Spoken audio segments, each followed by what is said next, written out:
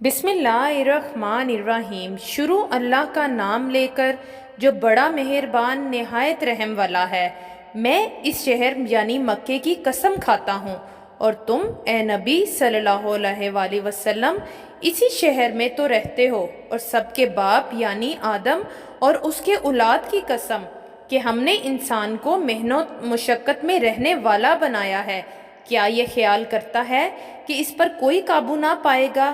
کہتا ہے کہ میں نے بہت سا مال برباد کر دیا۔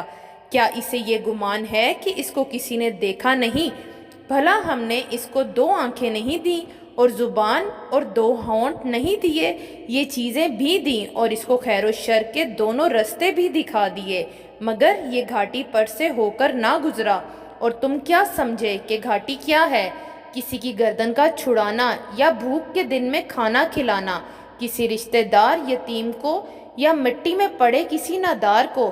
پھر ان لوگوں میں بھی شامل ہوا جو ایمان لائے اور صبر کی نصیحت اور ایک دوسرے کو مہربانی کی تلقین کرتے رہے۔